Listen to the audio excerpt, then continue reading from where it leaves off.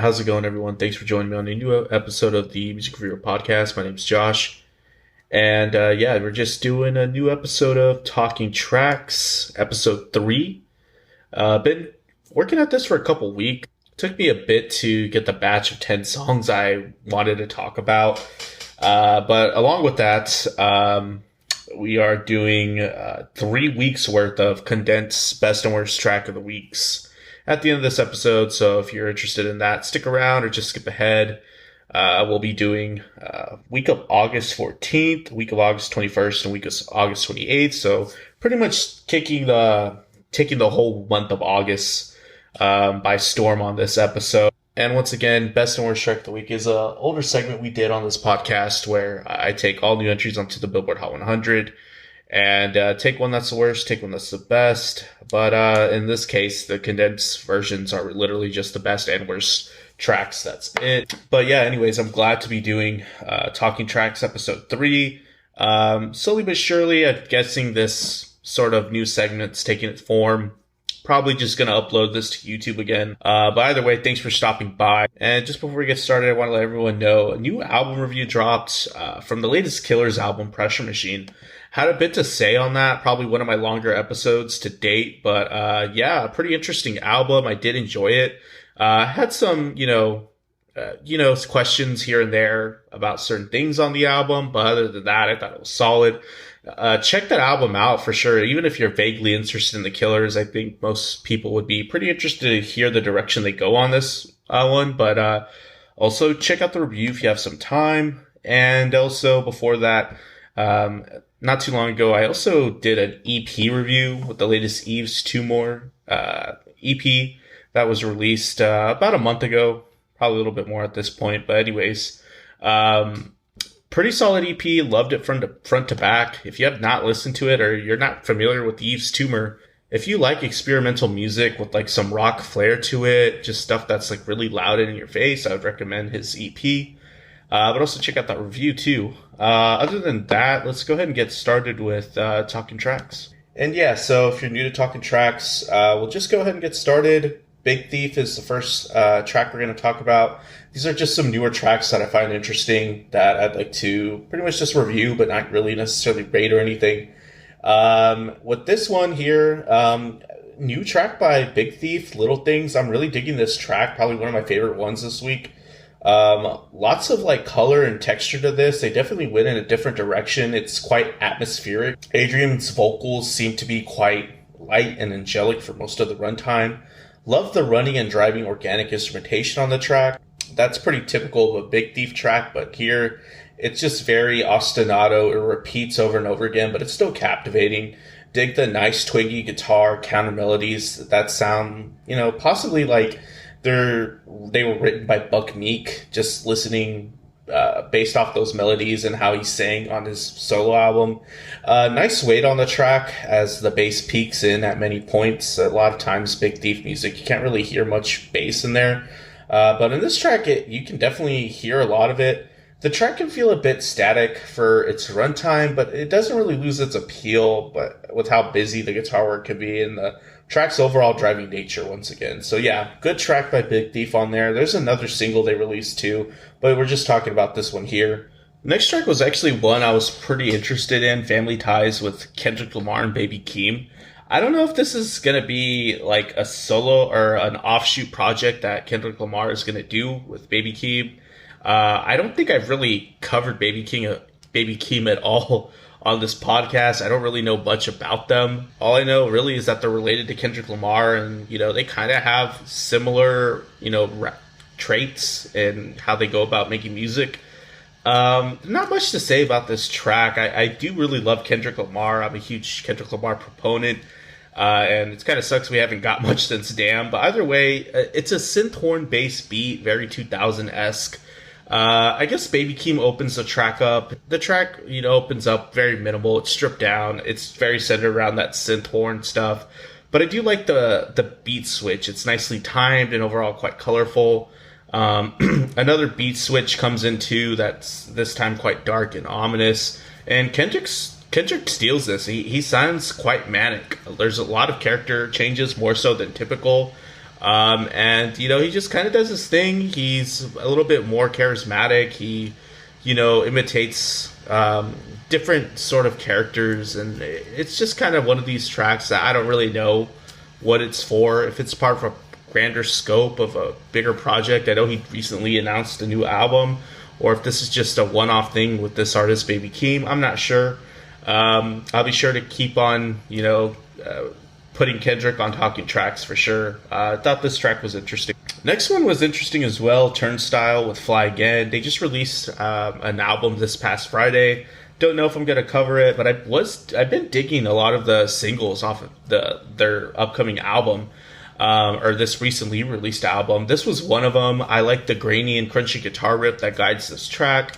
The 90s sort of Jane's Addiction sound to it. I think maybe the vocals, the vocalist sounds a bit like that vocalist sometimes.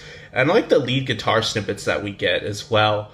They're not always present, but they're nice when they come in. And there's like a really cool anthemic nature to this when we get to the chorus, and a nice chaotic bridge section as well. Turnstile kind of evolving their sound, it seems like, and I definitely will check the album out, and maybe we'll talk about the whole thing. Next one, I've been anticipating more stuff from this artist, Daywave, before we knew. Huge, fan of like the earlier Daywave stuff, the previous album, the singles, and I guess maybe an EP or two. I'm not sure what the whole discography consists of. They're just kind of like one of these indie dream pop, indie pop sort of acts that, up until this point, he's had a quite unique, distinct style. It's not like 100% original, but for the most part, like when I hear Daywave, I know it immediately. But this is completely different. Sounds like it's something more similar to, like, I don't know, the indie rock pop that Wallows is making or has made. This has more of a poppy nature to it compared to the typical work that he puts out. Still has some of the fuzzy signature synths thrown in. Wish maybe the guitar tones have more weight to them on most of the track. I was a bit meh on it. We'll see how the new direction goes. Maybe it's part of like a, in the context of an album, it could just be a small part of the overall sound. So who knows? Next track was one that I'm just interested in, like the evolution of how this goes down with Leray, with the new track, Okay Yeah. Up until this point, I think I heard on a episode of Best Orange Track of the Week, I had a cover a Leray single that ended up being quite popular, No More Parties. Leray, of course, is an up-and-coming rap artist that has also been placed on the up-and-coming, or this year's XXL freshman list, which that's always way overhyped and is given too much attention. But either way, they're on there. Have not been all that, haven't been all that intrigued, honestly. The sound is very derivative of contemporaries like Playboi Carti, artists like that, and maybe Lil Uzi Vert. And this is quite this is quite the same. I mean, honestly, I like how bubbly and colorful the beat is. It's probably one of the better beats I've heard from their music. But Koi's delivery and presence continues to be unoriginal, just copying Playboi Carti's homework, essentially. Some of the vocal ad-libs are nice at times, but this track is like a minute long. So whatever nice things came from it, I mean, they're not very, they're very short-lived. They don't have much to say about it other than it's a very polished demo. I don't know why this is a single. It just makes me a bit more unimpressed from Koi. And unfortunately, I was hoping for maybe something different. Next track was Your Room by Milo Greene. I did go into the single hoping I would hear something that I thought I was familiar with, because back in like the mid 2010s, I thought I was listening to this band here and there with some of their singles I thought I liked, and I went back to Spotify to find them. And I, for the life of me, cannot find those tracks that I thought I was thinking of. And I'm even more confused that, after listening to this track, it's very dry. I mean, it definitely leans more on the traditional folk aesthetic, which I wasn't completely astounded that this was completely like that. I knew they were, kind of one of those Lumineers-esque folk pop indie bands that, came around at that time. But I thought they had more of like a popish flair, or more of a rock sort of flair to them. There's just a muddy guitar mix at times for some reason on here. It just sounds very unpolished. The instrumentals just sound a bit dead for some reasons too, just very dry. And it's just a bit of a head scratcher. Wish the track had more development and texture to it. It's very, linear and stagnant. It doesn't really peak or climax anywhere too. I don't really know what to say other than I thought Milo Greene was a completely different act maybe. But other than that, there you go with that. Here's another one from an artist we've covered. We reviewed the last album by Future Islands with a new single, Peach. It sounds like a pretty standard Future Islands track. Like at this point, everyone knows they make indie pop, synth pop with, bass driven instrumentals that are very bouncy and, kind of trebly. And, some like 80s synths are centered around it with the signature vocals. I don't know. Here, I like some of the synth embellishments that are thrown in. They're a bit more colorful than the usual, than we usually get on a Future Islands track. And needless to say, the dry and driving bass line is on there. Like the sudden ending that's quite mysterious, that's added at the very end. It kind of ends on like a question. Not bad. Sounds pretty typical Future Islands though. Next one was from Sam Fender, with the track A. I think we covered Sam on, the previous episode or the first episode of Talking Tracks. He comes out swinging on this track. This track is very politically and charged and angry.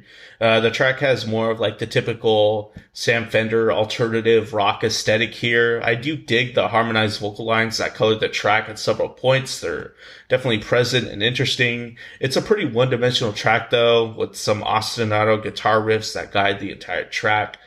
And it kind of has some sort of formula that maybe like Radiohead uses at times, where Tom York's vocals get crazy at the very end, when the track climaxes, and everything else before that is just very, stagnant and repetitive. But it's an interesting track. Here's a track that kind of came out of the blue. Wasn't really planning on like talking about much CHVRCHES, honestly, but they did release their latest album, I think.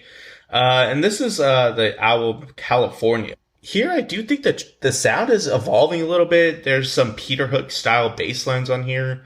Kind of wondering why CHVRCHES haven't really delved into that new wave sort of sound or that 80s aesthetic. There's a bit of clunkiness on the chorus where the vocals sound a bit wordy. I like the quirky synth embellishments that come in on the second verse, however. Wish the guitars were a bit more pronounced as well. They can get a bit buried in the mix. It's an interesting track with some dreaminess to it. All right, and last track on this episode is Orange by Pinegrove, one of the latest singles from this band in a while, I think, unless I missed one. Pretty cool music video to this too, where the dude's on a boat and the angle is just very third person right in his face. It's an interesting one. I do dig the sludgy tempo on this track. The slow compound time signature definitely has an effect. Digging the keyboard that bounces off the main melodic melody in the vocals as well. Some nice lush moments are created as the vocals become a bit more pronounced and emotional. It lines up nicely with the instrumental. And I like the rumbling low end we get as the track climaxes. Dig the soaring organs and the crashing cymbals as the track is at its peak. It's not bad. Not my favorite Pinegrove track, but I'm also not the most avid Pinegrove listener. I'm very casual, so decent track by them, dug it. And yeah, that's pretty much the gist of this episode of Talking Tracks, those batch of tracks. If anyone ever wants to recommend a track in the comments, please go ahead. I will consider it for the next episode if it's relatively new. But anyways, yeah, let's go ahead and transition to best and worst track of the week. Again, we're just doing literally the best and worst track of 3 weeks of August 14th, August 21st, and August 28th. And boy, was there a lot of things that happened within those 3 weeks. Starting with like the Billie Eilish album bomb that came in August 14th, that, came in as quickly, or left as quickly as it came in, it seems at this point. And then after that, we'll get to it later, but boy, week 28, that was probably one of the worst weeks of new entries of the Hot 100 that I've heard since, doing this about last summer when I first started Best Orange Track of the Week. The average, if there was a batting average, it'd probably be in the hundreds with the batch of tracks that we got for this week of August 28th. Um, but yeah, let's go ahead and do some highlights. I do like talking about the overall movement on the chart. Stay is still at number one. So that's a bit surprising. I did think the song was going to have a lot of attention geared towards it because it is quite catchy and earwormy, but didn't think it was going to do this well. Bad Habits by Ed Sheeran is at number two. A bit surprised how well that's performing as well. Fancy Like up to number 12 by, I think, Walker Hayes. That terrible, trashy, let's acknowledge the trashy country aesthetic type track. Thought Shit by Megan Thee Stallion up to 27. The only reason I'm bringing that up is because I thought this would be on a downward trajectory, but this for some reason is having a slight resurgence. Don't know if it'll go anywhere, but I thought that was interesting. Luke Bryan's Waves up to number 30. It's not saying much, but this is probably one of the more inoffensive, hardly effective Luke Bryan songs. I really thought this was just a filler sort of track that I didn't think was going to have much relevance or do well at all. But he is Luke Bryan, and he has been dominating country music for a while. So up to 30 on the Hot 100 with a pretty unmemorable track. Peppa's by Farruko, a track that we did cover, or I don't know if I did cover it, but I did listen to it for Best and Worst Track of the Week. I thought it was a pretty cool track. It definitely adds its own spice to Latin America or Latin pop at this time. It doesn't really sound like anything else that's going on in the mainstream. Up to 33, thought that was pretty cool. Things a Man Ought to Know by Lainey Wilson, up to 37. I really liked that track a lot. When we talked about on Best and Worst Track of the Week maybe about a month or two ago at this point. I'm glad to see that's getting its due diligence. Arcade up to 38 by Duncan Lawrence. Really thought that track would be dead by now. It seems like the United States is really digging it. Permission to Dance down to 66. This track has not been on the chart that long. It's already down that hard, with it, when you're comparing it to Butter by BTS. This track really failed. Telepatia by CHVRCHES is out. I thought this track was doing a lot better than it seems to be doing. I hear it on anytime in my girlfriend's car. I hear it on the radio constantly.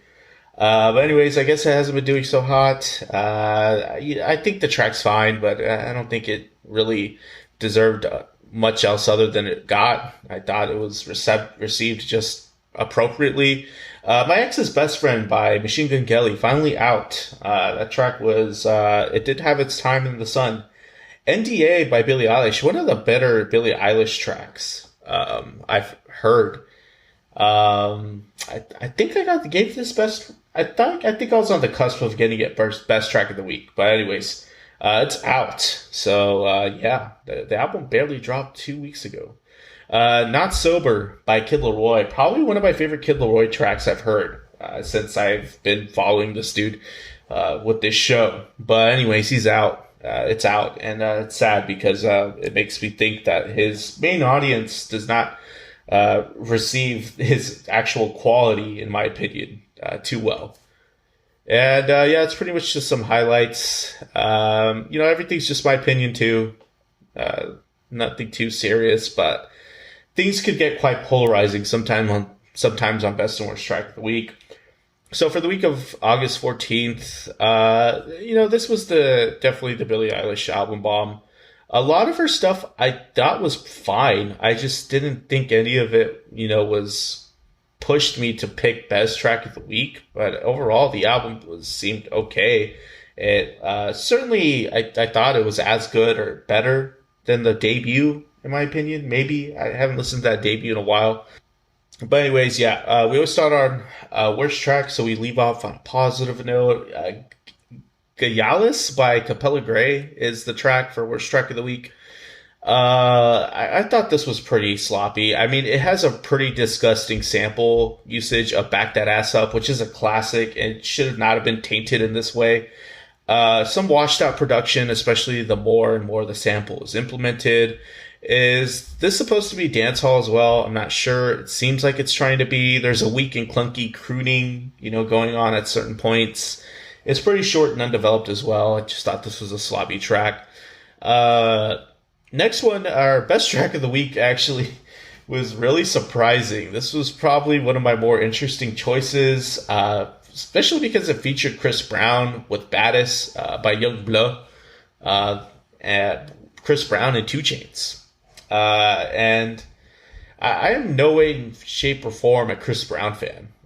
The fact that I thought this track was good is a bit surprising, but it's also interesting because I remember a while ago, maybe almost a year ago, Young Bleu got Best Track of the Week on one of these week's episodes. So yeah, I don't know if it's just a coincidence, but I love the usage of the sample. It's an old track from the 80s, I think. You're Always on My Mind by SWV, an old female R&B group that's probably been overshadowed by several other ones, but from that time. I love the lush, deep sub-bass synths. Also, the spaced out melodic kick drum hits are great. Chris Brown sounds like he's used just enough. That's kind of what I like. He's not obnoxious on here. And 2 Chainz feature gives the track some nice spice. It's not too serious. It's playful. And it's just a nice, smooth sounding contemporary R&B track. It's unapologetically raunchy too. So again, the track doesn't take itself too seriously. And I thought this was just a nice tidbit in the current Hot 100. There's not a lot of stuff that's sounding like this, even though maybe a few years ago there was a lot more. So kudos to Young Bleu for doing this track with Chris Brown and somehow finding a good way to balance out Chris Brown's typical dominance of a track. All right, so let's go ahead and move on to the week of August 21st. Thought this was probably the least interesting week, although we got a track by some newer artists like Nessa Barrett. I'm not sure who they are, but I thought the track was okay by them. Certainly a unique sort of track in context of the whole entire chart. I really thought that track By Dirt by Luke Bryan and Jordan Davis sucked, although it didn't get worst track of the week. Some interesting tracks from the Nas album, I guess. The track with EPMD2 and Eminem was cool. Other than that, yeah, I guess the Weeknd's track was fine. Didn't think it was amazing, but I thought it was good. All right, so we'll get to worst track of the week right now. For the week of August 21st, it's Lose by KSI and Lil Wayne. I'll be honest, I had not bothered at all to look into the music of KSI, even though it's been very buzzy with them being a YouTuber and him having been, I guess, just a pop culture icon and also receiving some positive, I guess, critical acclaim, notably from the Needle Drop too, with them being an artist that kind of makes music, or a person that makes music part-time in a sense, and dropping a decent album to them, according to them. And I'm going to be honest, I am really glad I have not bothered at all with KSI's music, because this is one of the most untasteful sort of usage of, I guess, blends of rap and pop that I've heard in a while. It sounds like a bad little Nas X demo that someone sold very cheaply to whoever's writing KSI's music or just KSI in general. Wayne's vocals are completely annoying and bad as they ever have been. And whenever KSI jumps on, it doesn't make the track any better, honestly. The guitar that the track is structured around is pretty uninteresting and lacks quite a bit of presence. It's just kind of there to provide some sort of texture to the track. The rap chops of KSI remind me a bit of Flow Rida, maybe a little bit better. The track aims to be more grandiose than it actually is. Not sure what genre this is really either. I mean, there's rappers and rapping on here, but this isn't really a hip-hop track. And if this is pop, then pop's in a bad state. If this is, what we're wanting on the Hot 100, the vocals are bad again. So yeah, didn't like that track. Best track of the week was a pretty cool one. Rare by Nas, his latest album, King's Disease 2. Honestly, I haven't heard it, but from the stuff that came on here with the other track with EPMD and Eminem, the album seems pretty good. This track, though, is just a really nice, solid track that doesn't have any features, but really kind of just embodies like what Nas is doing in this day and age and kind of holding his own in the rap game. It's very unapologetic with its bragging as well. And it's just a solid cut from beginning to end. Love the stuttering, rumbling bass on the beat here. Love how the melodic material of the beat drives the track as well. And Nas just rides the beat quite well. The light syncopation in the beat is really nice as well. So really, I'm just digging the instrumental. I love the chanting that is later brought out in the track before the beat switch. And I guess the front half is a bit more interesting, in my opinion, but it still keeps his whole, but it still holds true till the very end. It's just a nice cut. It kind of won, by default. Even though there's some tracks not too far behind it, I thought this was clearly the winner this week. But anyways, yeah. Other than that, let's go ahead to week 28. This week was very difficult to get through. Mainly because, worst track of the week. Jesus. Dan and Shay, Steal My Love. I'll talk about that track here in a sec. But T-Pain and Kalani, that track should have been better. That Dustin Lynch track was boring, and also confusing. The paper cuts, Machine Gun Kelly, it's like, dude, why not just admit you're ripping off Green Day with that track? And then also the Rumors. God, this track is overhyped. Lizzo and Cardi B, that's the collab we really needed. Yeah, it's a pseudo derivative of Uptown Funk that just copied the breakdown. Instead, they used a brass section sort of deal on that track. But worst track of the week, Steal My Love, Dan and Shay. This really had to be bad because it beat out a Tom McDonald track. I forgot to say, there's a Tom McDonald track on here. And also a really bad track by YNW Melly and Lil Uzi Vert. But anyways, this Dan and Shay track sounds like it's a gross hybrid of like a bad Zac Brown Band song, Jason Mraz, and like Blues Traveler from the 90s. Just like the cringiest shit that you can think from either of those artists in just one song. It's pretty close to, it's pretty safe to say that at this point with this track, we're pretty close to peak BF country or boyfriend country, if that's a thing. And that's kind of good. I hope that we're finally trying to phase that out, and hopefully there's some downturn after this. I hate the forced tropical flair that's on this. It's bad. Also, why does Dan, I saw a picture of them recently, why does he look like he's in a local psych rock band that's reached its peak and it's just going to break up like in 6 months? It's a bland track. Everything is used very pristinely in the most flavorless way. And I think I hate this more than I should probably go to bed. So yeah. Best track won by default, and honestly, I thought it was just fine. It's Cold Heart, PNAU. It's either pronounced now or PNAU. Remix, Elton John and Dua Lipa. So I did a little bit of research. PNAU is an Australian dance music trio, and they're also signed by Elton John after he listened to the record, self-titled record. So there's a connection there. But other than that, I dig the bouncy and punchy deep synths that guide this track. Dua's vocals are nicely implemented with,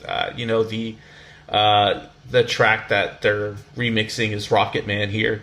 I can't really tell who's singing though, but it ended up being, it is Elton John's vocals. Also, I dig the crisp and light hi-hats that provide texture to this. But yeah, this probably just won by default, but it's a cool remix. Hopefully we don't get a bad week like that again, but who's to say? Yeah, that's Talking Tracks episode 3. It seemed like, I don't know, maybe this episode was just as much best and worst track of the week. I really didn't mean to do it that way. So it will be a bit of a lengthy episode, I'm thinking. But I guess in summary, the Big Thief shit's good. The Turnstile track is really good too. I thought the Sam Fender one was interesting. I was surprised by how nice the CHVRCHES track was. But yeah, who knows what we'll cover next. Like I said, drop any recommendations as long as the track's not that old. I'll be trying to do another batch of 10 or so tracks soon. But other than that, thanks for sticking around to the end of the episode. If you're on YouTube, like and subscribe. Leave some feedback, good or bad, too. Check out the podcasts on the podcast side with your favorite streaming service. But other than that, I'll see you later.